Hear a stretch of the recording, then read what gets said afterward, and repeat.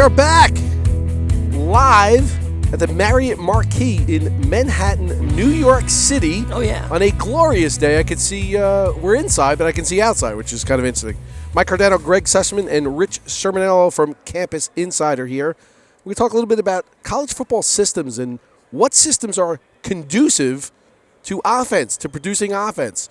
So, Rich, give me some of the colleges, whether it's the coaching staffs themselves that do it, or it's because of the athletes that they just plug them in. What systems really that you can just – it seems that they take whoever the quarterback or running back or receiver is and that guy is going to put up numbers. From a research standpoint, Mike, it's what I really enjoy. I love when there's turnover in coaching staffs. I know that's horrible. People lose jobs. But, you know, with each new coaching staff comes a new system. And offensively, you look at Art Briles at Baylor. Doesn't matter who the quarterback is. Nope. You know, Greg, you and I, maybe we could throw about 18 touchdown passes. We would be decent fantasy picks for Art Briles in Waco. Sure. Well, what is it that he's doing there that he's got to have the athletes? Yeah, he definitely has the athletes. Think about it. He's got the state of Texas where you get some of the best quarterbacks in the country. One guy's like 6'7", and he looks like they keep finding him because he won't.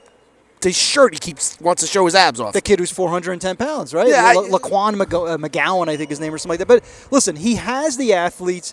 He has the time-tested system, which began at Houston with players like Case Keenum behind center.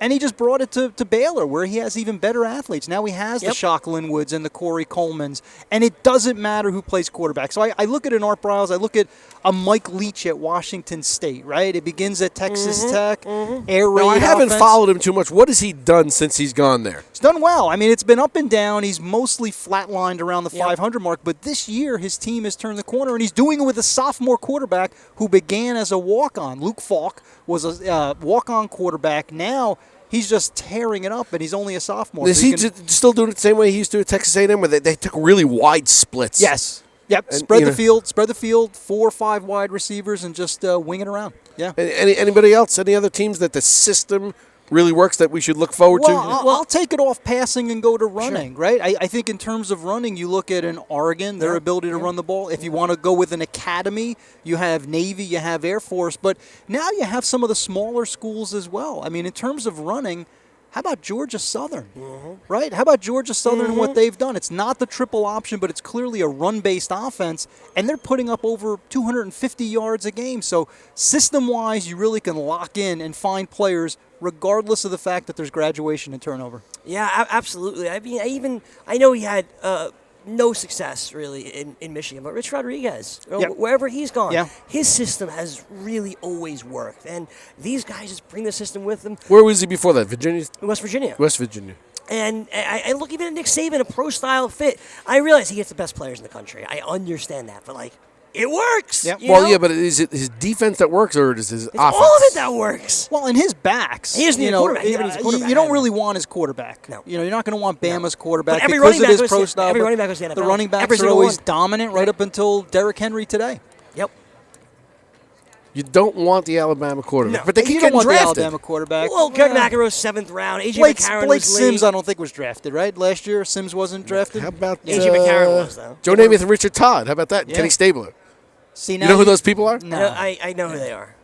Yes. You do. Do you know who Jim Brown is? Yes. Clemson went through that during the week. I know who. Who is the most famous or the best Maryland player? Ever? Yes, it is. Boomer was pretty awesome at Maryland, for sure. Would he be the most? Would he be the most famous player? Yeah, I took my son to go visit South NC State, and we walked into the student visitors bureau or whatever, and there's Phillip Rivers' jersey and stuff like that. Whose jersey am I going to see when I walk into? Boomer's is there. Frank Reichs is there. Come back. Buffalo, come back. How about E.J. Henderson? E.J. Henderson, I was at school with Aaron Henderson. Yeah. Both of those were big. Sean Merriman, lights out. Sean Merriman. That was pretty I used to watch Florence Henderson. Florence Henderson? Yeah. Sure. Pretty much Florence Henderson. Yeah. I'm just saying. I see where we're going with this. Now that's a transition. Give me some players to watch. A couple of games left here. Some people might not know about. They're not in the hunt for the national title. They're not focused on their games every Saturday afternoon. Who are some players that we should be searching for in DFS down the stretch? Well, I'm not sure about not going for a national championship, because it's one of the first kids that comes to mind for me is a Clemson wide receiver by the name of Deion Kane, who's been really picking it up. They're going for a national championship. Yeah, and has replaced Mike Williams, who's injured. From a general standpoint, I'm looking for those programs, Mike, that are no longer playing for anything. It's more building towards next season. Those staffs are starting to put freshmen and sophomores into key positions. Look at someone like SMU. Okay, SMU is not playing in the postseason, but Chad Morris is building for 2016. Well, so is Larry Brown. So they have a back in Xavier Jones, for instance, or their wide receiver Cortland Sutton, or Matt Davis behind center. So those programs that are out of the running, Oregon State has some young quarterbacks. Seth Collins is a good example. Great dual threat quarterback for the future.